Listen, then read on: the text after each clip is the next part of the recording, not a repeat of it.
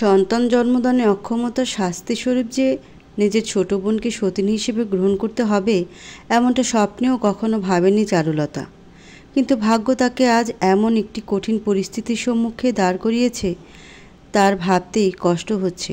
গত রাতেও যে মানুষটা তাকে পরম যত্নে নিজের বুকে আগলে নিয়ে ঘুমিয়েছিল, সে মানুষটা সকাল হতেই তাকে এমন কিছু উপহার দিবে। আর অন্যদিকে নিজের সবচেয়ে আদরের সবচেয়ে প্রিয় বোনই যে তার জীবনের এত বড় ভাঙনের প্রত্যক্ষদর্শী হবে, তাও যেন বিশ্বাস হচ্ছে না তার। আজ এক মুহূর্তে সে শুধু নিজের স্বামী, সংসার আর প্রিয় বোনটিকেই কেবল হারায়নি, একই সঙ্গে সে হারিয়েছে বিশ্বাস নামক একটা শব্দকেও। বিশ্বাস কি অদ্ভুত একটা শব্দ, তাই না? যেখানে একই সাথে বিষ এবং আশ্বাস দুটো শব্দই রয়েছে একে অপরের পরিপূরক হিসেবে, যার মধ্যে আজ থেকে চারুর কাছে বিশ্বাস শব্দটি একটি বিষ বৃক্ষের মতন আকার ধারণ করেছে। এই জীবনে সে যে আর কখনোই কাউকে বিশ্বাস করতে পারবে না, কারণ তার বিশ্বাসের ভিতটাই যে আজ সম্পূর্ণ নড়ে গেছে। টলমল চোখে সে তার সামনে চুপচাপ বসে থাকা নব দম্পতিকে একবার দেখে নিয়ে এতক্ষণে ছুটে চলে গেল ভেতরের দিকে। অনুজ চারুলতা বলে ডাক দিতেই মুখ খুলতে যাচ্ছিল, তখনই এতক্ষণ চুপ করে বসে থাকা তার বাবা মুখ খুললেন। শেষ পর্যন্ত বৌমার ছোট বোন কি তোমার বিয়ে করতে হলো অনুজ? আর তুমিই বা কেমন বোন তরু, যে কিনা নিজের বোনের স্বামীকে বিয়ে করে নিলে? মহসিন হাসানের কথা শুনে নীরবে কান্না করতে থাকা তরু আরও ফুপিয়ে কাঁদতে লাগলো।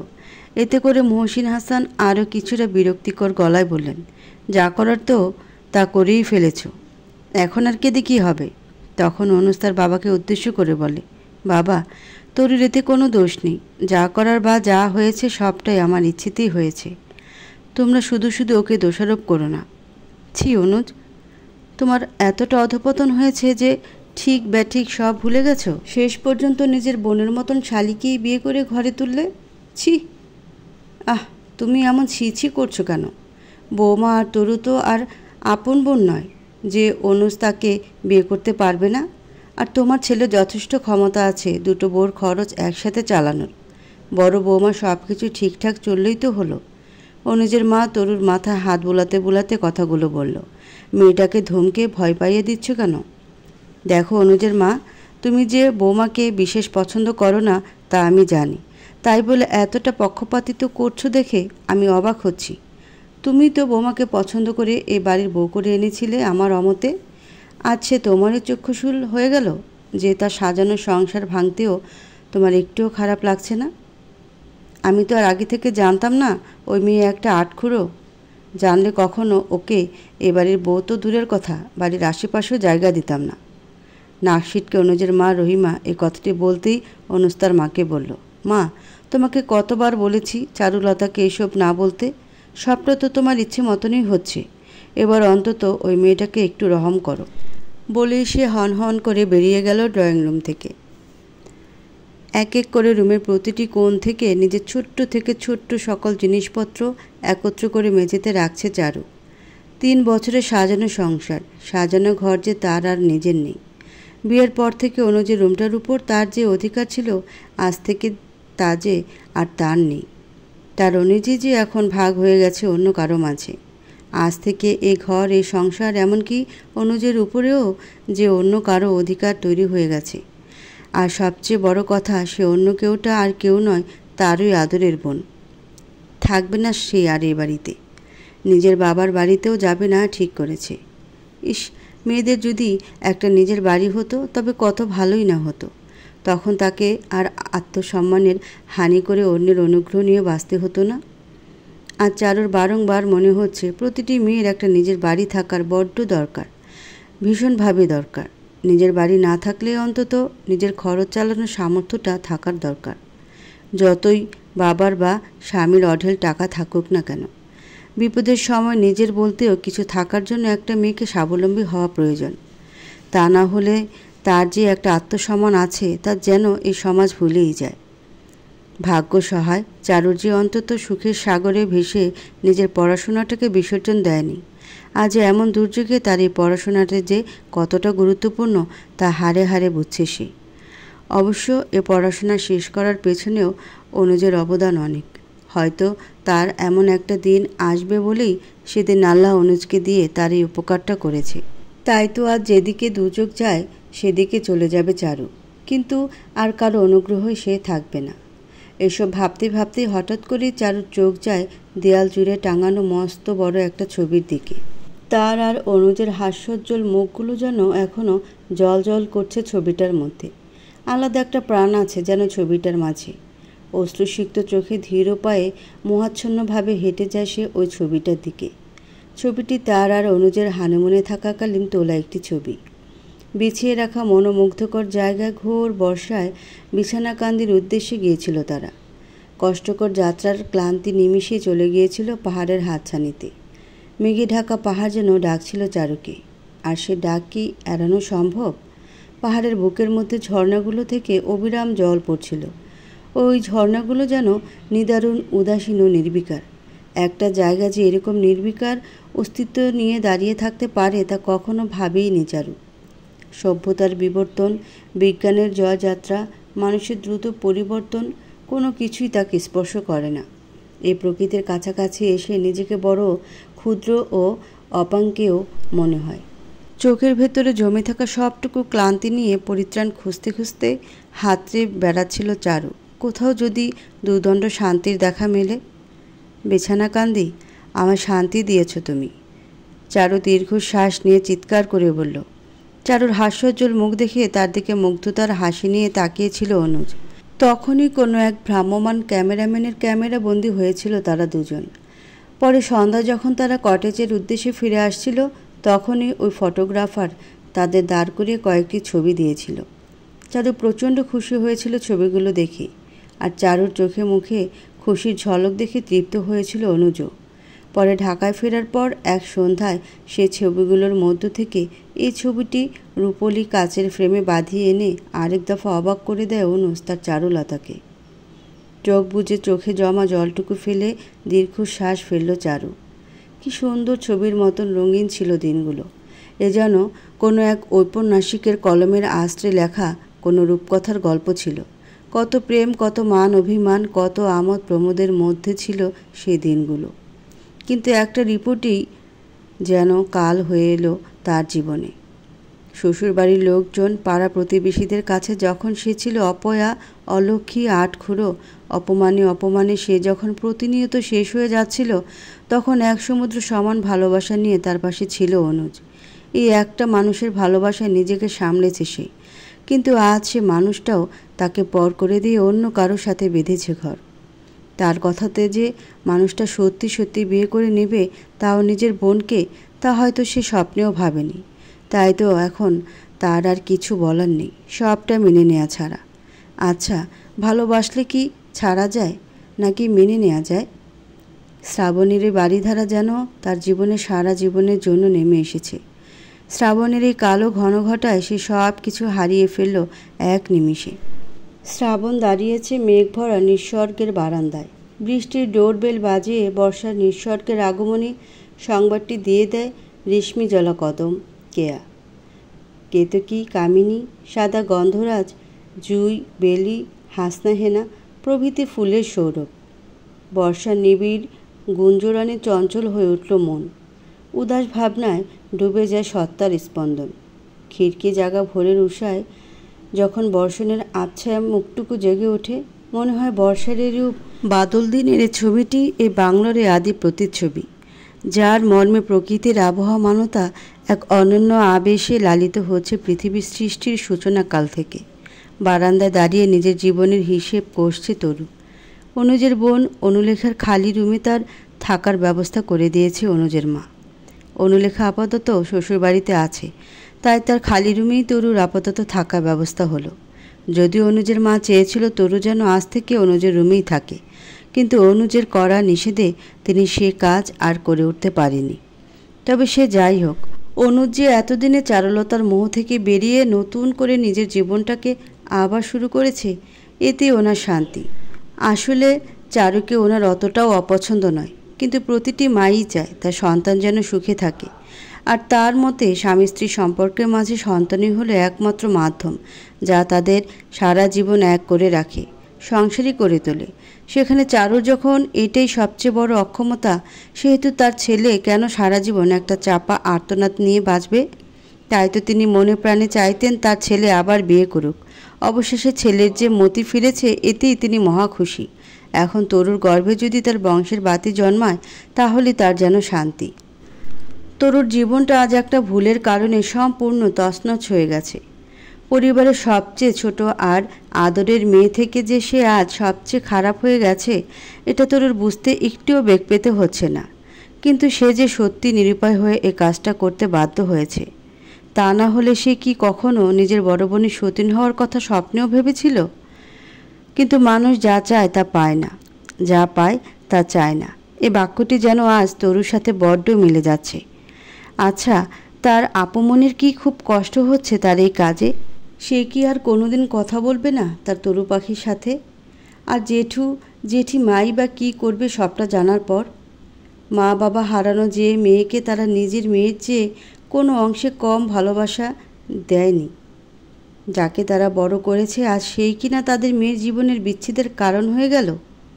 আচ্ছা, জেঠিমা কি খুব কষ্ট পাবে? আর জেঠুই বা কী করবে? এসব নানা এলোমেলো চিন্তা ঘুরপাক খাচ্ছে তরুলতার মনে। ভাগ্য আজ তাকে সম্পর্কের এ কোন টানাপোড়েনে এনে দাঁড় করিয়েছে, তার কোনো কুল কিনারা পাচ্ছে না সে। কিন্তু এই কাজ করা ছাড়া তারও যে কোনো উপায় ছিল না। সে যে বড্ড নিরুপায়, বড্ড অসহায়। কোথায় যাচ্ছ এসব নিয়ে লতা? নিজের সব কিছু গুছিয়ে যখন চারু চলে যাচ্ছিল তাদের রুম ছেড়ে, তখনই দরজার সামনে দাঁড়িয়ে অনুজ তাকে কথাটি বলল। অনুজের এমন প্রশ্ন শুনে চারু একটা তাচ্ছিল্যভরা হাসি হাসল। অনুজের এমন একটা প্রশ্ন করা যেন তার বোকামির প্রমাণ দিচ্ছে আজ। চারু অনুজের দিকে না তাকিয়েই বলল, আজ থেকে এই ঘরের অধিকার অন্য কারো, তাই তাকে স্থান দিয়ে চলে যাচ্ছি। বলেই সে অনুজকে পাশ কাটিয়ে যেতে চাইলে অনুজ তার দু হাত দিয়ে চারুর কোমর জড়িয়ে তাকে নিজের একদম কাছে নিয়ে আসলো। অনুজের হঠাৎ এমন একটা কাজে অনেকটা হকচকিয়ে গেল চারু। মুহূর্তেই আবার নিজেকে অনুজের কাছ থেকে ছাড়ানোর জন্য মুষ্টামুষ্টি শুরু করে দিল সে। তবে অনুজ তখন এই স্থির দৃষ্টিতে তার চারুলতার দিকে তাকিয়ে আছে, যেন সে বোঝার চেষ্টা করছে চারুর মনের কথা। কি হচ্ছেটা কি অনুজ? সামনের রুমেই আপনার নতুন বউ বসে আছে, আর আপনি কি না এখন পুরনো বউর কোমর জড়িয়ে দাঁড়িয়ে আছেন? সে দেখলে কি ভাববে বলুন তো? বলেই আবার মোস্টানো শুরু করে সে। অনুজ তবুও চুপ। চারু আবারও ধরা গলায় বলে, কি হলো, ছাড়ুন আমাকে, এভাবে তাকিয়ে আছেন কেন? এতই যখন কষ্ট হচ্ছে তবে আমাকে বিয়ে করতে অত জোর করেছিলে কেন লতা? আমার পাশে অন্য কাউকে দেখলে যার এতটা জ্বলে, সে আমাকে বিয়ে করো বলে কানের মাথা খেয়েছে, আর আজ তারই কি না চোখে জল? মুচকি হেসে স্থির চোখে চারুর দিকে তাকিয়ে বলল অনুজ। অনুজের কথা চারুও হঠাৎ শান্ত হয়ে গেল। আবার পর মুহূর্তে উঁচু গলায় বলল, তাই বলে আপনি আমার ছোট বোনটাকেই বিয়ে করবেন? এতটাও আমি আশা করিনি অনুজ। তুমি তো আর আমাকে নিষেধ করনি যে আমি তোমার কোনো বোনকে বিয়ে করতে পারবো না। সব কি মুখে বলে দিতে হয় অনুজ? তোরকে তো আপনি পিচ্চি বলে ডাকতেন, আর আজ তাকেই কি না আমার সতীন বানালেন? বিস্ময়কর চাহনি নিয়ে ধরা গলায় বলল চারু। মুচকি হেসে চারুকে নিজের আরও কাছে টেনে নিয়ে অনুজ বলল, তুমি চেয়েছো আমি বিয়ে করি, আমি তাই করেছি। এখন আমি যা চাইব তুমি তাই করবে, তা না হলে তোমার বোনের জীবন আমি নরক করে দিব। তরু তোমার জন্যই নিজের জীবনের এত বড় একটা সিদ্ধান্ত নিল। এখন তুমি ভেবে দেখো তুমি কি করবে। মানে? আমি অনেক ক্লান্ত লতা, এখন তোমাকে অত মানে টানে বোঝানোর এনার্জি আমার নেই। শুধু একটা কথা কান খুলে শুনে রাখো, আমি শুধু তোমার কথা রাখতেই তরুকে বিয়ে করেছি। এখন আমি যা বলবো তুমি তাই করবে। যেমন এখন তুমি এই রুম ছেড়ে কোথাও যাবে না, এখন কেন কোনো দিনও যাবে না। এই রুম থেকে যদি তুমি বের হও তবে সেটা তোমার নিথর দেহ বের হবে, বুঝেছ? বলেই চারুলতার অধরে নিজের ঠোঁট আলতো করে ছুঁয়ে তাকে ছেড়ে দিল অনুজ। এরপর জামা কাপড় নিয়ে ওয়াশরুমের দিকে চলে গেল। এদিকে অনুজের কথার কোনো মানেই খুঁজে পেল না চারু। হ্যাঁ, এটা ঠিক যে সে নিজেই অনুজকে বিয়ের জন্য চাপ দিয়েছে, কিন্তু সেটা তো নিজের ইচ্ছিত নয়। তার শাশুড়ি চাপে পড়ে সে এমনটা করতে বাধ্য হয়েছে। কিন্তু তার মনে একটা ক্ষীণ আশা ছিল যে অনুজ আর যাই করুক তাকে ছেড়ে দ্বিতীয় বিয়ে কখনোই করবে না। তাই তো সে গত রাতে অনুজকে অমনভাবে বলেছিল শাশুড়ির সামনে, কিন্তু রাতেও তো সে বুঝতে পারেনি অনুজ এমনটা করবে। বরং প্রতিদিনকার মতন গত রাতেও অনুজ তাকে পরম আদরে নিজের বাহুডোরে নিয়ে ঘুমিয়েছে। চারুর মাথা নানা রকম চিন্তা ঘুরপাক খাচ্ছে। হচ্ছেটা কি এসব তার সাথে? তারপরে তার মনে হলো অনুজ তাকে কিছু না বললেও তরু তো আছে, তরুকে জিজ্ঞেস করলে সে সবটা বলে দিবে তাকে। এটা মাথায় আসতেই হাতের জিনিসগুলো রুমের একপাশে রেখে সে তরুর খোঁজে বের হয়ে গেল। আমাকে সবটা বল পিচ্ছু, কি এমন ঘটেছিল যে তুই শেষ পর্যন্ত নিজের বোনের সংসারটা ভাঙতে তারই সতীন হয়ে এলি? তরুর রুমে ঢুকেই তার দিকে এমন একটা প্রশ্ন ছুড়ে দিল চারু। চারুকে নিজের রুমে দেখে তরু মনে মনে এমন কিছুরই আশঙ্কা করছিল, কিন্তু এখন সে কি জবাব দিবে তার আপুমণিকে? কি বলবে সে? সে তো নিরুপায় হয়ে এমনটা করতে বাধ্য হয়েছিল, কিন্তু কি কারণে তা তো এখন কাউকে সে বলতে পারবে না। বললে যে সবটা শেষ হয়ে যাবে। সমাজকে যে বড্ড ভয় পায় তরু। মাথা নিচু করে দাঁড়িয়ে আছে তরু। তা দেখে চারুর অনেকটা রাগ হয়। সে দরজার সামনে থেকে আরও কিছুটা হেঁটে ভেতরে গিয়ে তরুর সামনে দাঁড়িয়ে আবার জিজ্ঞেস করলো, কী রে বল, কেন করলি আমার সাথে এমনটা? আমি তো তোকে নিজের চেয়ে বেশি ভালোবেসেছি, আর সে তুই কি না আমার জীবনে সবচেয়ে বড় ক্ষতিটা করলি? বল কেন করেছিস বল। বলতে বলতে হঠাৎ ক্ষিপ্র হয়ে উঠল চারু। সে তরুর দুবাহু ঝাঁকিয়ে বারংবার একই প্রশ্ন করতে লাগলো। তখনই পেছন থেকে অনুজ বলে উঠল, ওকে ছেড়ে দাও চারুলতা। অনুজের মুখে চারুলতা নামটি শুনে অনেকটা শান্ত আর অবাক হয়ে গেল চারু, কেননা অনুজ তাকে কখনোই লতা ছাড়া অন্য কিছু ডাকে না। আর যখন তার উপরে কোনো কারণে রেগে যায় কেবল তখনই তাকে চারুলতা বলে ডাকে। তবে কি এখন অনুজ তার উপর রেগে গেছে? কিছুটা ভেবে তার মনে হলো, হ্যাঁ রাখবেই তো, তার নতুন বউকে এমনভাবে জিজ্ঞেস করেছি বলেই হয়তো রেগে গেছে। এত প্রেম ভাবা যায়? অথচ কিছুক্ষণ আগেই তাদের রুমের লোকটা তার সাথে কতটা প্রেমময় আচরণ করেছে। তখন একবারের জন্য চারুর মনে হয়েছিল এসব কিছু মিথ্যে। অনুজ আর তরু তার সাথে মজা করছে, কিন্তু এখন ঘুরে তাকালো চারু অনুজের দিকে। অনুজ চারুর সামনে এসে বলল, রুমে যাও চারুলতা, সারাদিন আমাদের উপর অনেক ধকল গিয়েছে, এখন আমরা একটু ঘুমাবো, তুমি যাও। তুমি যাও কথাটি যেন পুরো ঘরে প্রতিধ্বনি হতে লাগলো। চারুর তেমনটাই মনে হলো। না, তার মনের কোনো এক কোণে যতটুকু ক্ষুদ্র আশাটুকু ছিল তাও আর নেই অনুজের এ কথা শোনার পর। সবটা সত্যি, সে কোনো স্বপ্ন দেখছে না, সবটা ধ্রুব সত্যি, যা তাকে কষ্ট করে হলেও মেনে নিতে হবে। আবারও দু চোখ ভর্তি পানি নিয়ে ছুটে বেরিয়ে গেল সে। শ্রাবণের ধারা যে কেবল শুরু হয়েছে মাত্র, এ ধারা শেষে যে অনেক দেরি তা তো চারু জানে না। রাতের আধা শেষ হতে না হতে চারিপাশে স্নিগ্ধ প্রলেপ মাখিয়ে আবার শুরু হলো অঝোর ধারা বৃষ্টি।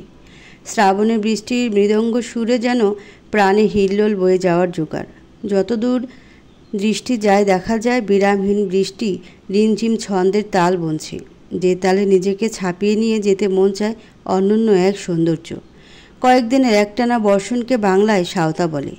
সাঁওতায় সকাল থেকে সন্ধ্যা পর্যন্ত অবিরাম বর্ষণের পর বর্ষণ হয়।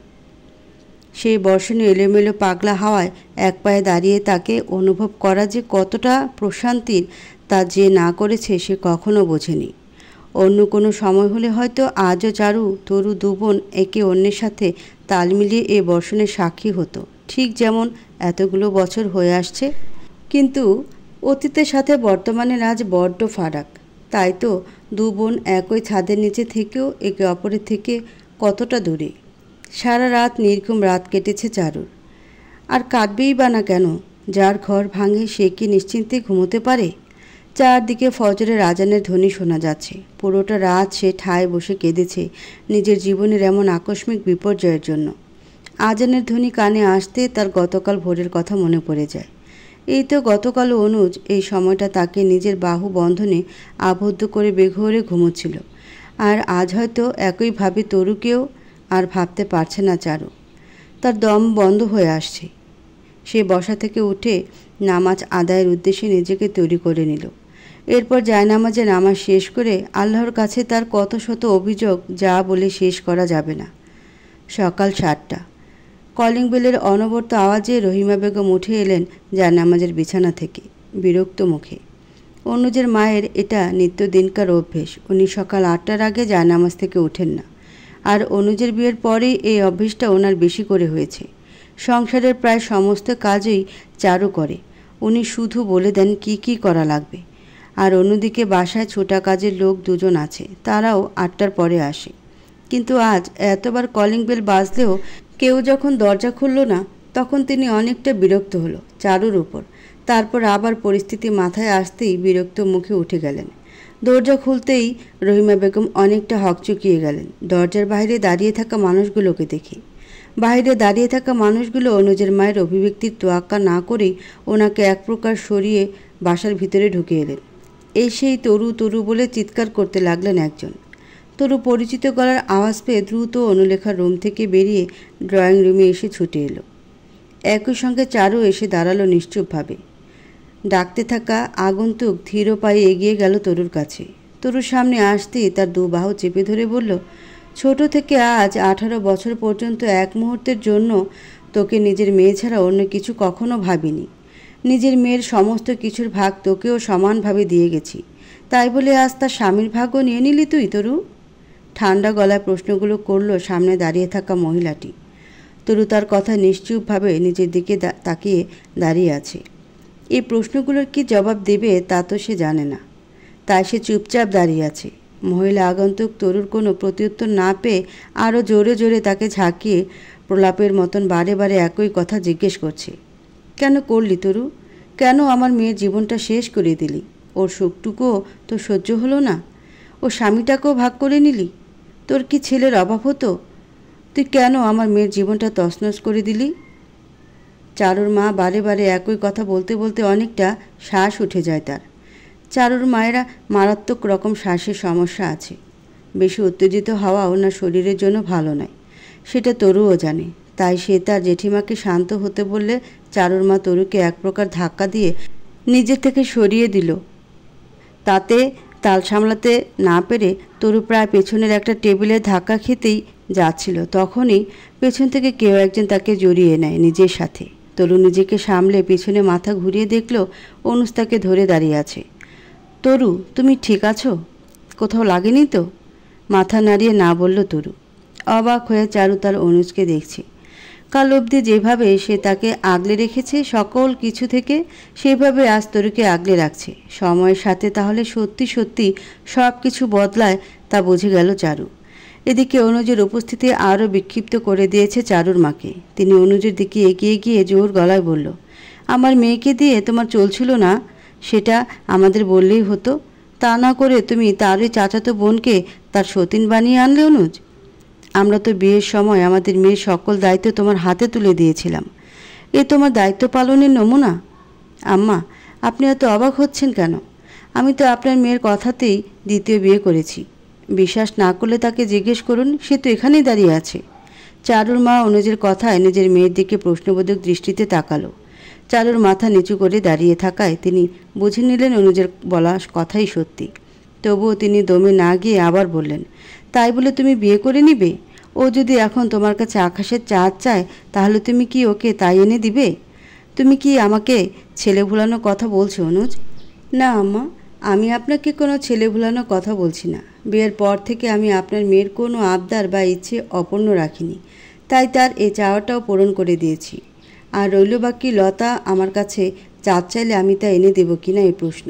তাহলে আমি বলবো, আম্মা, আকাশের চাঁদ তো অনেক তুচ্ছ আমার কাছে। আপনার মেয়ে যদি আমার প্রাণটাও চায়, আমি সেটাও তাকে হাসতে হাসতে দিয়ে দিব বিনা বাক্য ব্যয়। শেষ কথাটি চারুদিকে তাকিয়ে বলল অনুজ, এসব সিনেমার লেকচার তুমি তোমার কাছেই রাখো। আমাকে এসব বলে ভুলোতে এসো না। আমি আজই আমার মেয়েকে নিয়ে যাব এই বাড়ি থেকে। ওর বাবা দেশের বাইরে, তিনি ফিরলে আইনিভাবে তোমাদের বিচ্ছেদ করার ব্যবস্থাও আমি নিজ হাতে করব। বলেই চারুর মা চারুর হাত ধরে চলে যেতে চাইলে অনুজ চারুকে উদ্দেশ্য করে বলে, লতা, আমি রাতে যে কথাগুলো বলেছি, তুমি যদি এই বাড়ি ছেড়ে চলে যাও, আমি সত্যি সত্যি সে কাজগুলোই করব। রিমেম্বার করে দিচ্ছি তোমাকে লতা। বলেই অনুজ তরুর হাত ধরে টেনে নিয়ে গেল অনুলেখার রুমে। বাইরে প্রবল বেগে ঝড় বইছে। বাতাসের দমকা হাওয়ার চারপাশের বাসাগুলোতে দরজা জানালার ঠাস ঠুস বাড়ির আওয়াজ শোনা যাচ্ছে অনবরত। চারুর তাতে কোনো হেলদোল নেই। সে আনমনে দৃষ্টিতে দক্ষিণের জানালার ধারে দাঁড়িয়ে বাইরে বয়ে যাওয়া ঝড় দেখে যাচ্ছে। সে ভাবছে, বাইরে বয়ে যাওয়া ঝড়টা তো সবাই দেখছে, কিন্তু ভেতরে যে ঝড় সে বয়ে নিয়ে বেড়াচ্ছে তা তো সে কাউকে দেখাতে পারছে না, কখনো পারবেও না। তার মা আজ তার উপর বড্ড রেগে গেছে, তা জানে চারু, কিন্তু সে তার সিদ্ধান্তে অটল। সে এর শেষ অবধি দেখতে চায়। তার মন আর মস্তিষ্কের মাঝে একটা দোটানা কাজ করছে। তার মন বলছে অনুজকে ছেড়ে চলে যেতে, কিন্তু মস্তিষ্ক বলছে চলে গেলি তো হেরে গেলি। সে তার মস্তিষ্কের কথাই শুনেছে, তাই নিজের মাকে ফিরিয়ে দিয়েছে আজ সে। মাকে নিয়ে এখন তার আবার চিন্তা হচ্ছে ভীষণ। মা আবার তার চিন্তায় না আবার অসুস্থ হয়ে পড়ে। এসব নিয়ে সে যখন বিভোর, তখন পেছন থেকে কেউ তাকে আষ্টে পৃষ্ঠে জড়িয়ে ধরেছে। চারুর বুঝতে বাকি রইল না তাকে জড়িয়ে ধরা ব্যক্তিটি কে। এই স্পর্শ তার ভীষণ পরিচিত। এই স্পর্শ তার রন্ধ্রে রন্ধ্রে মিশে আছে। তার এখন ভীষণ করে মনে হচ্ছে এই দুদিন যা ঘটেছে তার সবটা মিথ্যে হোক, এই মুহূর্তটুকু আটকে থাকুক চিরকাল। এই মানুষটাকে ছাড়া যে সে কতটা অসম্পূর্ণ তা সে হাড়ে হাড়ে টের পেয়েছে এতটুকু সময়ে। সে চায় এ দুদিনের সবটা মিথ্যে হয়ে যাক, তাহলে সে আর কোনোদিনও অনুজের কাছে এমন আবদার করবে না, যে আবদার পূরণ হওয়ার পরও তাকে প্রতিনিয়ত দগ্ধ করে। অনুজের স্পর্শগুলো ধীরে ধীরে খুবই গভীর হচ্ছে। নিজেকে অনুজের হাতে যেন ছেড়ে দিচ্ছে চারু। অন্য সময় হলে হয়তো সে এটা কখনো করতো না, কিন্তু আজ তার মন তাকে অনুজকে বাধা দিতে যেন সায় দিচ্ছে না। তার মন কেবলই বলছে অনুজকে নিষেধ করলে সে যদি তাকে একেবারে হারিয়ে ফেলে তবে সে কি করে বাঁচবে। তাই সে আজ অনুজের মাঝে নিজেকে মিশিয়ে দিতে চায়, খুব করে চায়। কিন্তু চারু এটা ভুলে গেছে সুখ ক্ষণিকের জন্যই কেবল আসে, কিন্তু সুখ সে তো দীর্ঘ সময়ের সঙ্গী। তুমি কি এভাবেই আমার ছেলের জীবনটা নষ্ট করে দিবে? এটা ঠিক করে নিয়েছো বৌমা? শাশুড়ির এমন কথা চারু বিস্ময় নিয়ে তাকে বলে, মা, আপনি এসব কি বলছেন? আমি কেন আপনার ছেলের জীবন নষ্ট করতে চাইব? চাও না বলছো? জি মা, আমি কখনোই আপনার ছেলের খারাপ চাইনি, আর আল্লাহ না করুক কখনো যেন না চাইতে হয়, দোয়াই প্রতিনিয়ত করি আমি। তাহলে আমার ছেলেটাকে মুক্তি দিয়ে ওকে একটা শান্তিময় জীবন দাও। একজন মা হয়ে আমি তোমার কাছে ভিক্ষা চাইছি বৌমা। শাশুড়ির করুণ সুরে এমন কঠিন একটা চাওয়া শুনে চারুলতা থমকে গেল। কি বলবে, কি করবে তার কিছুই সে বুঝতে পারছে না। চুপচাপ ঠায় দাঁড়িয়ে রইল সে। রহিমা বেগম চারুর কাছে গিয়ে তার হাত দুটো ধরে আবার বলল, দেখো বৌমা, ইসলামে তো 4 বউ নিয়ে সংসার করা জায়েজ আছে। আমার ছেলে তোমার কোনো অভাব রাখবে না, আমি কথা দিচ্ছি। তুমি শুধু ওকে একবার রাজি করো দ্বিতীয় বিয়ে করতে। আগেকার দিনে তো এমন হরহামেশাই হতো। তুমি কি চাও না আমার ছেলেটা বাবা ডাক শুনুক? ওর বিয়ে হলে সে ঘরে সন্তান হলে তুমিও তো তার মা হবে। তুমি দয়া করে ওকে বোঝাও। একমাত্র তুমি বললেই ও বিয়েতে রাজি হবে। শ্রাবণে ঠান্ডা আবহাওয়াতেও ধরধর করে ঘামছে চারু। তার শাশুড়ির চাওয়াটা তো ভুল নয়, কিন্তু কোনো মেয়ে কি নিজের স্বামীর ভাগ অন্যকে দিতে পারে? আর সতীনের সন্তান কি নিজের সন্তান হয়? কিন্তু শাশুড়ির অনুরোধটাকেও যে সে ফেলে দিতে পারবে না। মানুষটা তো খারাপ নয়, পরিস্থিতি তাকে এমন হতে বাধ্য করেছে। কোনো মাই তার সন্তানের অসুখী জীবনটা সহ্য করতে পারে না। তার শাশুড়িও তার ব্যতিক্রম নয়। রাত 11টা, বৃষ্টিতে ভিজে জুবুথুবু হয়ে ঘরে ফিরল অনুজ।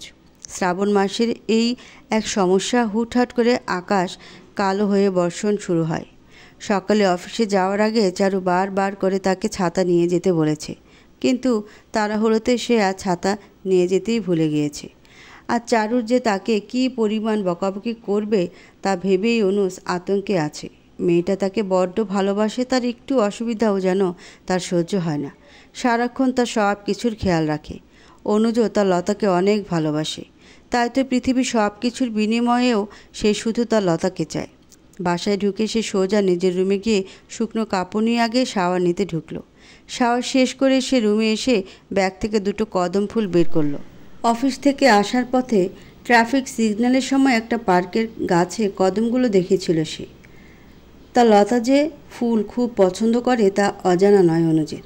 সে প্রতিদিনই অফিস থেকে ফেরার পথে কোনো না কোনো ফুল তার লতার জন্য কিনে আনে, কিন্তু কদম ফুল সচরাচর কিনতে পাওয়া যায় না, তাই তার লতাকেও কদম ফুল দেওয়া হয় না। আজ যখন কদম ফুলগুলো সে দেখল তখনই সেগুলো নিজ হাতে গাছ থেকে পেরে নিয়ে এসেছে। চারদিকে ভারী বর্ষণের জন্য তাকে ফুল পাড়তে কেউ দেখেনি, হয়তো দেখলে চোর অপবাদ নিয়ে মার খেতে হতো হয়তো। সে যাই হোক, একটু ঝুঁকি নিয়ে সে যে শেষ পর্যন্ত তার লতার জন্য কদম ফুলগুলো অবশেষে আনতে পেরেছে এটাই অনেক। কিন্তু লতা গেল কোথায়? সে যে বৃষ্টিতে ভিজে জুবুথুবু হয়ে বাসায় ঢুকলো, অথচ এখনও পর্যন্ত তাকে কেউ বকাবকি শুরু করলো না। এটা তার কাছে কেমন অদ্ভুত ঠেকালো। কদম ফুল হাতে ভ্রু কুঁচকে সে কিছু ভাবল। তারপর হাতের ফুলগুলো নিয়ে সে ছাদের দিকে গেল। সারা দিন আজ অনেক ভেবেছে চারু তার শাশুড়ির বলা কথাগুলো। তারপর তার মনে হলো অনুজের সক্ষমতা থাকতেও সে কেন নিজের অরুজাত সন্তানের মুখে বাবা ডাক শোনা থেকে বঞ্চিত হবে। যেহেতু আল্লাহ তার মাঝে অক্ষমতা দিয়েছেন, তাহলে নিশ্চয়ই তার পেছনে কোনো কারণ আছে। তাই আজ চারুলতা একটা কঠিন সিদ্ধান্ত নিয়েছে। সে অনুজকে দ্বিতীয় বিয়ের জন্য রাজি করাবে। এতে তার হাজার কষ্ট হলেও সে এটা করবে। একজন মায়ের অনুরোধ সে রাখবে। আমি জানতাম আমার লাজুকতা বউটি ছাদে এসে বর্ষার মেঘাচ্ছন্ন আকাশ বিলাস করছে। পেছন থেকে চারুকে জড়িয়ে ধরে তার কাঁধে মুখ রেখে তার কানে ফিসফিস করে বলল অনুজ। অনুজের কথায় চারু কোনো প্রত্যুত্তর করল না। তাতে করে চারুকে আরও গভীরভাবে স্পর্শ করে তার ঘাড়ে একটা চুম্বন এঁকে অনুজ বলল, আমার বউয়ের কি মনটা কি আজ খুব বেশি খারাপ? চারু তবুও চুপ। কি হলো? বউ আমার কথা কয় না কেন? সে কি তবে মান করেছে আজ তার বরের সাথে? ঠোঁট উল্টে বলল অনুজ। তারপর পেছন থেকে তার আনা কদম ফুল দুটো চারুর সামনে ধরে বলল, এখনও কথা বলবে না আমার লতা আমার সাথে? চোখ দুটো আবার অশ্রুসিক্ত হয়ে উঠল চারুর। মানুষটা এত কিছুর পরেও তাকে এতটা ভালোবাসে। সে মানুষটাকে সে কী করে দ্বিতীয় বিয়ে করার কথা বলবে? তবুও পরিস্থিতি আজ চারুর অনুকূলে। তাই নিজেকে স্বাভাবিক করে দীর্ঘ একটা শ্বাস নিয়ে চারু অনুজের দিকে ঘুরে তাকালো। যাক, বউয়ের তাহলে উপহারটা পছন্দ হয়েছে, মুচকি হেসে বলে অনুজ। আপনার দেয়া সব কিছুই আমার পছন্দ হয় অনুজ। জানি তো আমি তো চিনি আমার এই পাগলি বউটাকে। তো বউ, তুমি কি খেয়েছো নাকি এখনও না খেয়ে আমার অপেক্ষা করছিলে? ভ্রু কুচকে প্রশ্ন করে অনুজ। চারু চুপ করে দাঁড়িয়ে আছে। তাতেই অনুজ যা বোঝার বুঝে গেছে। চারুর হয়তো মন খারাপ, তাই না খেয়ে ছাদে এসে দাঁড়িয়ে আছে সে। হয়তো আজও বাসায় কোনো ঝামেলা হয়েছে, তাই তার লতা এতটা বিষণ্ণ হয়ে আছে আজ। চারুর বাহু ধরে নিজে কিছুটা কাছে নিয়ে তার দুগালে নিজের হাত দিয়ে তার দিকে ঘোরালো অনুজ। তারপর বলল, লতা, আমার চোখের দিকে তাকাও। কি হয়েছে তোমার? বাসায় কি আজও? চারু তাকালো অনুজের দিকে। স্থির দৃষ্টিতে তাকিয়ে সে বলল, আপনি কি আমাকে ভালোবাসেন অনুজ? তোমার এটা নিয়ে কোনো সন্দেহ আছে লাজুকতা? কতটা ভালোবাসেন আমাকে অনুজ? ভালোবাসার পরিমাপক কোনো যন্ত্র আজ অবধি আবিষ্কার হয়নি লতা। যদি হতো তাহলে আমি আমার ভালোবাসা পরিমাপ করে তোমাকে দেখিয়ে দিতাম কতটা ভালোবাসি তোমায়। আমি যদি আপনার কাছে কিছু চাই, তবে কি তা দেবেন আমাকে? আমার সাধ্যের মধ্যে হলে অবশ্যই দিব। একবার বলেই দেখো না তুমি। তাহলে কথা দিন, আমি যা চাইব তাই দিবেন আমায়। কি হয়েছে বলো তো তোমার লতা? আজ হঠাৎ আমার ভালোবাসার পরীক্ষা নিচ্ছ তুমি? সন্দিহান গলায় বলল অনুজ। কোনো প্রশ্ন না, আমি যা বলছি তার উত্তর দিন। আচ্ছা বলো, কি চাও তুমি? কথা দিলাম আমার সাধ্যের মধ্যে হলে আমি তোমাকে তাই দিব। কিছুটা সময় নিল চারু।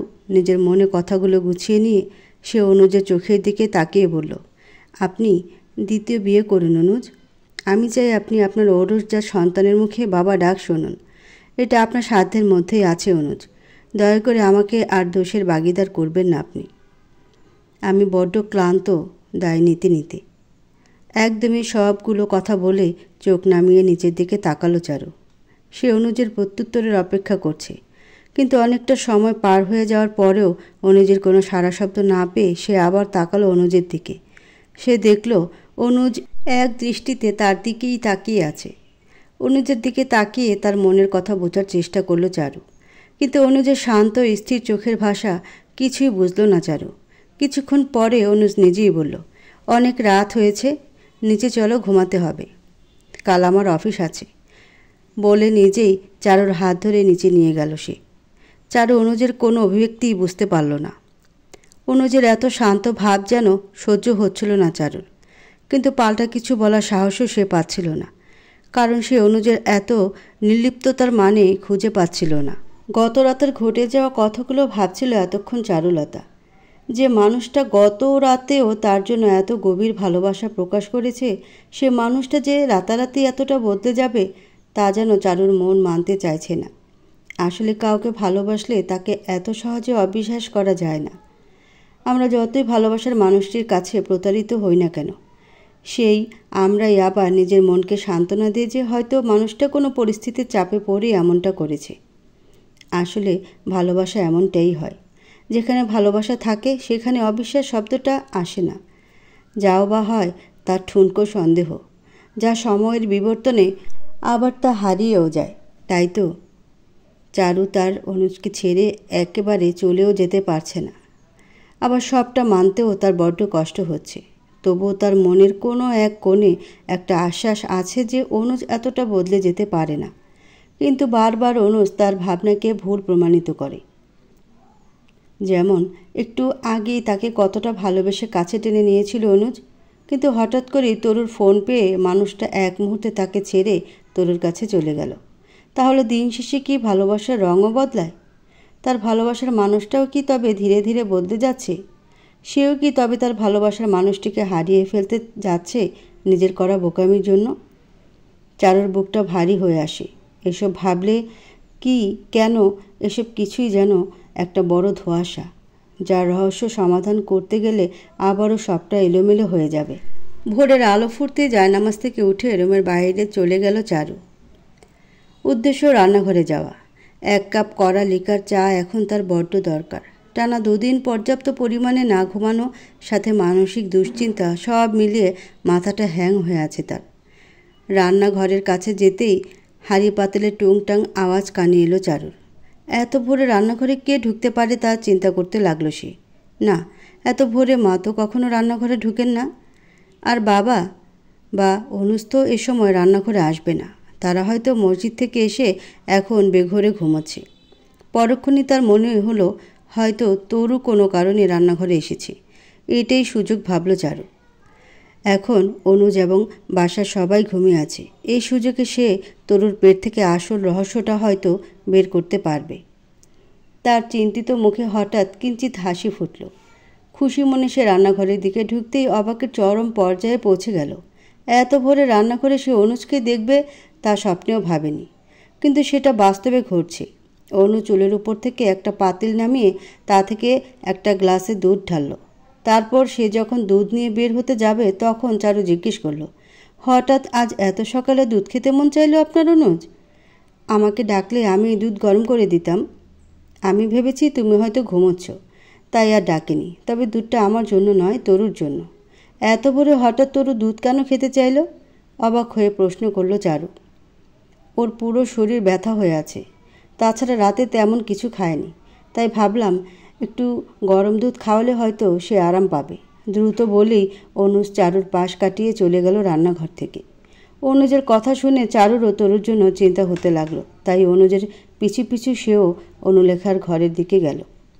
গরম গরম দুধটুকু খেয়ে নাও তরু, দেখবে শরীরে আরাম পাবে। সাথে এই ওষুধটাও খেয়ে নাও, তাহলে হালকা যে জ্বরটা আছে সেটা আর বাড়বে না। ব্যাস, এতটুকু দেখেই সেখানে আর দাঁড়িয়ে থাকতে পারল না চারু। যেটুকু বিশ্বাস বা ভরসা অনুজের জন্য তার মনে ছিল, সেটুকুও যেন এখন কর্পূরের মতো নুবে গেল।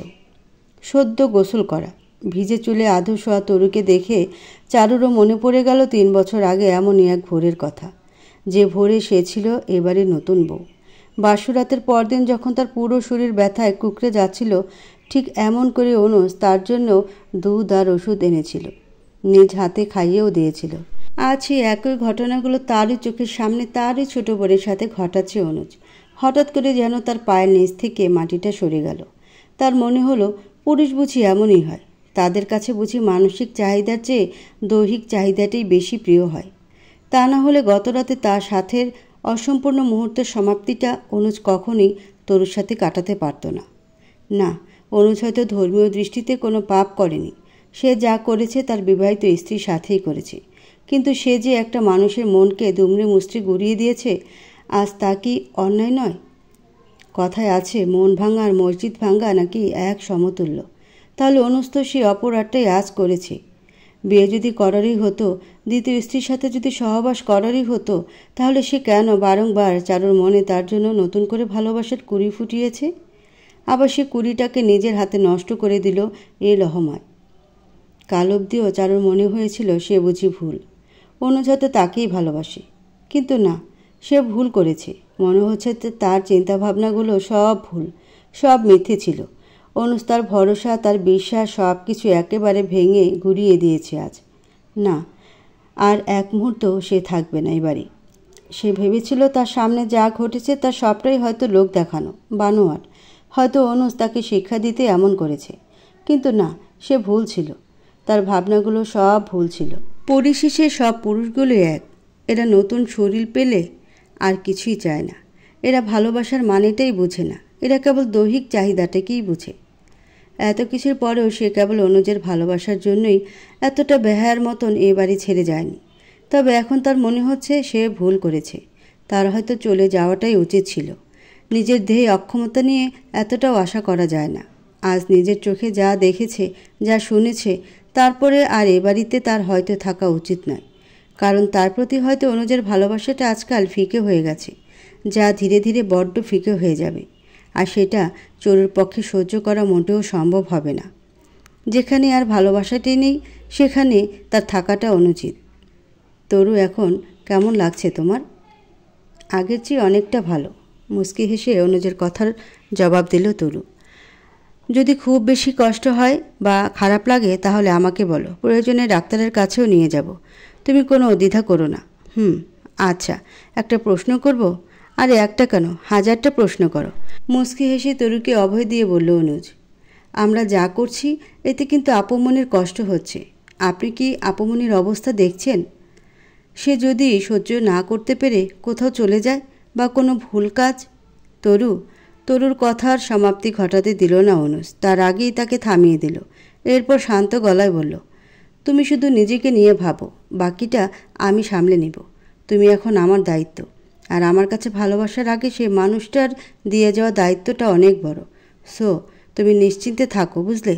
আচ্ছা, আমি এখন গেলাম শাওয়ার নিব। সারা রাত যা গেল, গোসল করাটা এখন আমার জন্য ফরজ কাজ। আচ্ছা। অনুজ নিজের রুমে গিয়ে কাবার থেকে জামা কাপড় নিতে গিয়ে দেখল চারু বারান্দায় দাঁড়িয়ে আছে। চারুর কাছে গিয়ে তাকে ধরতে চেয়েও কিছু একটা ভেবে আবার ওয়াশরুমের দিকে চলে গেল। শরীরের যা অবস্থা, এই অবস্থায় সে তার লতাকে ছুঁতে পারবে না। তার চেয়ে বরং গোসল করে তারপর সে তার লতার কাছে যাবে। অনুজ ওয়াশরুমের দরজা লাগাতেই চারুর চোখ থেকে দুফোঁটা চোখের পানি গড়িয়ে পড়ল। আজ তার অনুজের তার লতার কাছে আসতেও ভাবতে হচ্ছে, সংকোচ বোধ করছে সে। সত্যি সময়ের সাথে ভালোবাসার রঙও বদলায়। গোসল সেরে ফুরফুরে মনে ওয়াশরুম থেকে বের হলো অনুজ। মানুষ যতই ক্লান্ত থাকুক না কেন, সে যদি একটা লম্বা শাওয়ার নেয় তাহলে তার সকল ক্লান্তি নিমিষেই দূর হয়ে যায়। তোয়ালে দিয়ে ভিজা চুল মুছতে মুছতে লতাকে ডাকলো অনুজ। লাজুকতা বউ আমার, তাড়াতাড়ি 1 কাপ করা লিকার চা বানিয়ে দাও তো। সারা রাত এক ফোঁটা ঘুমও হয়নি। তোমার হাতে চাটা খেয়ে একটা লম্বা ঘুম দিব ভাবছি। চারুর কোনো সাড়া না পেয়ে বারান্দায় উকি দিয়ে দেখল অনুজ। না, চারু রুমে নেই, তাই হয়তো তার ডাকে সাড়া দেয়নি। এমনটা ভেবে চুল আঁচড়াতে ড্রেসিং টেবিলের সামনে গিয়ে দাঁড়ালো অনুজ। চিরুনি হাতে নিয়ে তার চুলে চালাতেই যাবে তখনই তার নজর যায় ড্রেসিং টেবিলের গ্লাসের উপর। সেখানে একটা কাগজ আঠা দিয়ে আটকানো। কাগজ আটকানো দেখে ভ্রু কুঁচকে গেল অনুজের। তাদের ড্রেসিং টেবিলের আয়নায় কে লাগালো এমন কাগজ? লতা। কিন্তু লতা এমনটা কেন করবে? এসব ভাবতে ভাবতেই চিরকুটটা হাতে নিয়ে খুলল অনুজ। কাগজ খুলতেই তার ভেতরে গোটা গোটা কলমের কালিতে লেখা দেখে অনুজের পুরো পৃথিবীটা যেন এক মুহূর্তে অন্ধকার হয়ে গেল। সে কি সত্যি সত্যি এটা দেখছে নাকি চোখের ভ্রম তা বুঝতে না পেরে আবারও একবার চিরকুটটা পড়ে দেখল সে। যেখানে ভালোবাসা ফিকে হয়ে গেছে আজ, সেখানে আমার প্রয়োজনও ফুরিয়েছে। মুক্তি দিলাম আপনাকে। সুখে থাকুন, তরুকে ভালো রাখবেন এই কামনাই করি। এই কয়েকটি লাইন পড়ে এই শ্রাবণ মাসের শীতলতায় অনুজ দরদর করে ঘামছে। চিরকুট হাতে সে ড্রেসিং টেবিলের সামনেই নিচে বসে পড়ল। তো লতা তাকে মুক্তি দিয়েছে, মানে সে তাকে ছেড়ে চলে গেছে? এজন্য বিশ্বাসই হচ্ছে না অনুজের। মুহূর্তে সে বসা থেকে উঠে হন্যে হয়ে পুরো বাসায় চারুকে খুঁজতে লাগলো। এমনকি ছাদও বাকি রাখেনি। না, চারু নেই। পুরো বাড়ির কোথাও সে চারুকে খুঁজে পায়নি। এটুকু সময়ই যেন পুরো পৃথিবী অন্ধকার হয়ে আসছে তার কাছে। নিজেদের রুমে গিয়ে চারু চারু বলে আর্তনাদ শুরু করলো। তার করুণ আর্তনাদ শুনে মহসিন হাসান সহ রহিমা বেগম এমনকি তরুলতাও ছুটে এলো। মহসিন হাসান কিছুক্ষণ আগেই ফজরের নামাজ পড়ে বাসায় ঢুকেছেন, আর রহিমা বেগম নিত্যদিনকার মতোই জায়নামাজের বিছানা থেকে উঠে আসেন। তরু সবার পরে আসে, কারণ সে কিছুক্ষণ আগে ওষুধ খেয়ে একটু শুয়েছিল। চোখ লেগে আসতেই অনুজের এমন আত্মচিৎকার শুনে ঘুম উবে যায় তার। সবাই এসে দেখে অনুজ খাটের কোণে ঘেঁষে নিচে বসে চিৎকার করে লতা লতা বলে আর্তনাদ করছে। মহসিন হাসান ছেলের পাশে গিয়ে কি হয়েছে জিজ্ঞেস করতেই অনুজ তার হাতে চারু লিখে যাওয়া চিরকুটটা দিয়ে দিল। তিনি সেটা দুবার পড়লেন। তারপর তরুলতার দিকে তাকিয়ে বলেন, আজ তোমাদের বেহায়াপনার জন্য আমার ঘরের লক্ষ্মী বাড়ি ছাড়া হলো। কি বলছো? কি এসব? কি হয়েছে? আর চিরকুটেই বা কী লেখা আছে যার জন্য তুমি আমার ছেলেকে কথা শোনাচ্ছ? আর বৌমাও বা কোথায়? এ বাড়িতে ওর থাকার কোনো পরিস্থিতি তোমরা রেখেছ যে ও এখানে থাকবে? তারপর অনুজের দিকে তাকিয়ে আবার বলেন, এখন আর কেঁদে কী হবে? যা করার তা তো করেই নিয়েছ। বলেই তিনি চিরকুটটা অনুজের দিকে ছুঁড়ে দিয়ে চলে গেলেন। রহিমা বেগমও স্বামীর পিছু পিছু চলে গেলেন সবটা জানতে। এতক্ষণ তরুলতা স্থির হয়ে দাঁড়িয়েছিল। অনুজের বাবা মা চলে যেতেই সে অনুজের পাশে গিয়ে বসল। আমি এমন কিছুরই আশঙ্কা করেছিলাম, আর তাই হলো। আমার জন্য সব কিছু হলো। আপনি দয়া করে আপুমণিকে খুঁজে আনুন। আমি তার কাছে সব কিছুর জন্য ক্ষমা চাইব। প্রয়োজনে বাড়ি ছেড়েও চলে যাব, তবুও আমার আপুমণিকে খুঁজে আনুন আপনি। শেষের কথাগুলো বলতে বলতে কান্নায় ভেঙে পড়ল তরু। অনুজের এখন সেদিকে খেয়াল নেই। সে এখন চারুর চলে যাওয়া নিয়েই বিধ্বস্ত। মাথায় ব্যান্ডেজ নিয়ে সামনে বসে থাকা দুটো মুখের দিকে নিষ্পলক তাকিয়ে আছে চারুলতা। অপর দিকের বসে থাকা মানুষ দুটোর তাকে নিয়ে হাজারো কৌতূহল, হাজারো প্রশ্ন, কিন্তু চারু নিশ্চুপ চাহনিতে তারা কি বলবে, কোথা থেকে শুরু করবে বুঝতে পারছে না। তুই কেন ভাইয়াকে খবর দিতে দিচ্ছিস না? আর ওইভাবে অন্যমনস্ক হয়ে মাঝ রাস্তায় উদ্ভ্রান্তের মতোই বা কেন হাঁটছিলিস? কি হয়েছে চারু? আমাকেও বলবি না? আমি তো তোর বেস্ট ফ্রেন্ড। আমাকে অন্তত সবটা বল, না হলে আমি তোকে কোনো সমাধান দিব কী করে বলতো? নিজের কি হাল করেছিস দেখেছিস আয়নায় একবারও? আর ভাইয়া বা কেমন তোর এত অযত্ন করছে? যত্ন নিয়ে আর নতুন মানুষ পেয়েছে যে সে এখন। সামনে বসে থাকা মেয়েটি একের পর এক বিরতিহীন প্রশ্নের মাঝেই চারু বলে উঠল কথাটি। মানে কি বলছিসটা কি তুই? নতুন মানুষ বলতে তুই কি বোঝাতে চাইছিস? তুই যেটা বুঝেছিস আমি সেটাই বোঝাতে চেয়েছি। না, তোর হয়তো কোথাও ভুল হচ্ছে চারু। ভাইয়া তোকে অনেক ভালোবাসে। আমার জানা মতে তার জীবনে তুই প্রথম এবং তুই শেষ নারী যাকে সে ভালোবাসে। প্রথম নারী হয়তো ঠিক, কিন্তু শেষ নারী হয়তো হতে পারলাম না। কি হয়েছে সবটা আমাকে খুলে বল চারু। আমি প্রথম থেকে সবটা শুনতে চাই। সামনে বসে থাকা মেয়েটির কথায় চারু প্রথম থেকে তাকে সবটা বলল, কারণ চারু এই মেয়েটিকে কখনোই কিছু লুকায়নি, আর আজও সে তার ব্যতিক্রম করেনি। সবটা শোনার পর মেয়েটি বলল, আচ্ছা সবটাই বুঝলাম, কিন্তু ভাইয়া বা তরু কেউ কি একবারও নিজ মুখে এটা বলেছে যে তারা বিয়ে করেছে? বা কি এমন হয়েছিল সেদিন যাতে করে তোরা ভেবে নিলি ভাইয়া সত্যি সত্যি দ্বিতীয় বিয়ে করেছে? মেয়েটির কথায় চারু কিছুটা চমকালো, আবার কিছুটা থমকে গেল। তারপর সেদিনের অনুজ তরুর কথাগুলো মনে করতে লাগলো। তারপর মাথা নেড়ে সে বলল, না, অনুজ বলেনি উনি তরুকে বিয়ে করেছেন।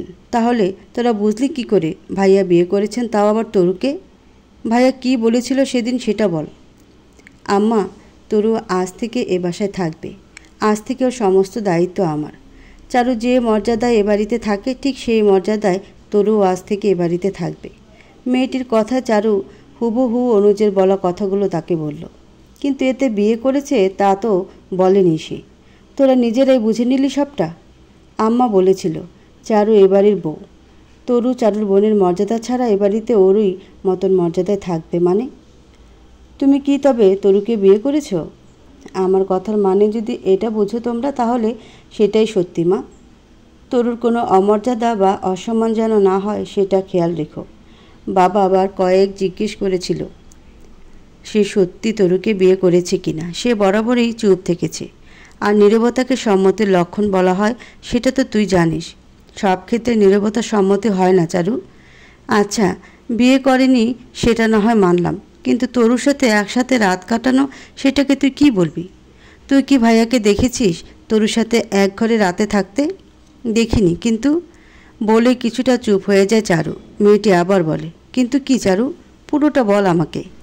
চারু পাশে বসা পুরুষটির দিকে তাকিয়ে মাথা নত করে রইল।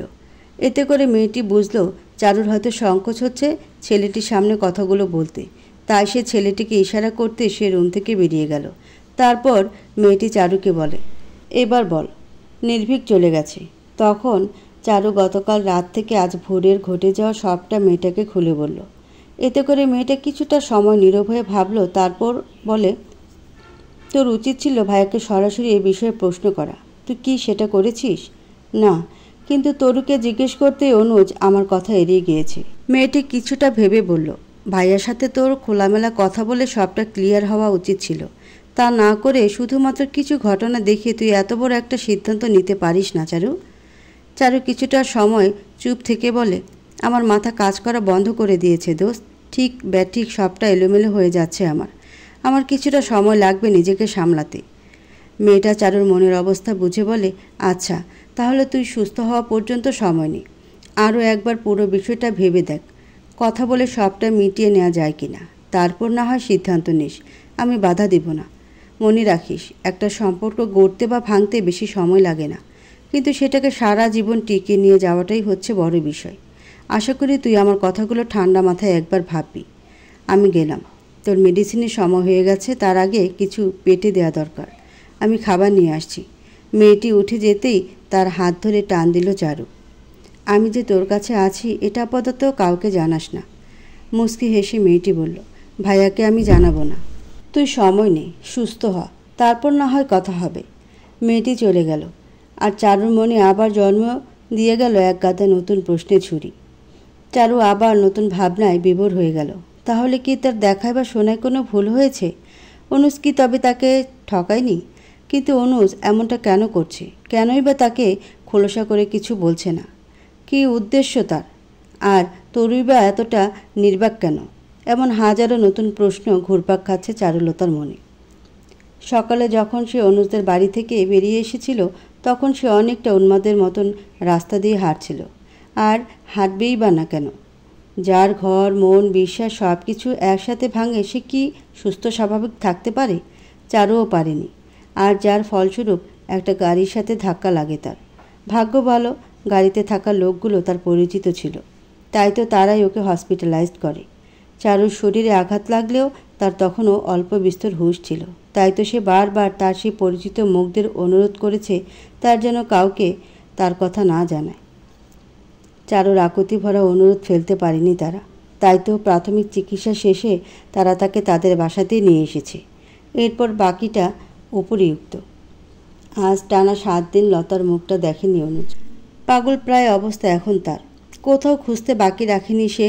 পরিচিত থেকে শুরু করে হসপিটালের মর্গে পর্যন্ত সে খোঁজ করেছে চারুলতার, কিন্তু চারুকে কোথাও খুঁজে পায়নি সে।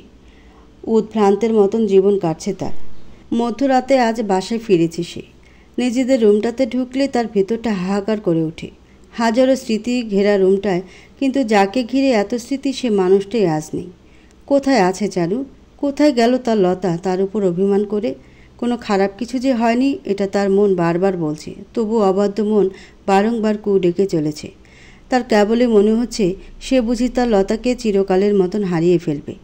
যে দায়িত্বের জন্য নিজের ভালোবাসাকে সে বাজি রেখেছে সে দায়িত্ব যেন এখন তার কাছে যন্ত্রণার রূপ নিয়েছে। কিন্তু সে প্রতিজ্ঞবদ্ধ, তাকে যে সব কিছুর বিনিময়ে হলেও তার দায়িত্ব পালন করে যেতে হবে। আবার তার পাশে সে লতাকেও চায়, কিন্তু আজ ভালোবাসার মাঝে দায়িত্ব যেন দেয়াল হয়ে দাঁড়িয়েছে। আচ্ছা, খুব কি কষ্ট হতো চারুর আর একটু অপেক্ষা করলে? সে কি তার অনুজের উপর একটু ভরসা করতে পারল না? একটুখানি বিশ্বাস নিয়ে সে কি অপেক্ষা করতে পারত না? খুব কি ক্ষতি হয়ে যেত তাতে? এতগুলো বছরে সে কি বোঝেনি তার প্রতি অনুজের ভালোবাসার গভীরতা? নাকি সে বুঝতে ব্যর্থ হয়েছে? নিজের মনে মনে এমন অনেক কথা জপতে থাকে অনুজ, যার কোনো উত্তর মিলে না। পরিশেষে নিজেই নিজের প্রশ্নের একটা একটা করে যৌক্তিক উত্তর দেয় নিজের মতন করে। তারও ভুল হয়েছে। লতাকে সবটা পরিষ্কার করে না বলা আজ সেটা বুঝতে পারছে অনুজ, কিন্তু কিছু করতে পারছে না। অনুজ তাড়াতাড়ি তরুর রুমে যায়। মেয়েটা মনে হয় অজ্ঞান হয়ে গেছে, শরীর পুরো জ্বরে পুড়ে যাচ্ছে। ডাক্তারকে খবর দে। মায়ের কথায় ধ্যান ভাঙে অনুজের। পরক্ষণে নিজেকে সামনে ছুটে যায় তরুর রুমের দিকে। তরুর আবার খারাপ কিছু হলো না তো? অজানা এক শঙ্কায় বুক কেঁপে উঠল তার।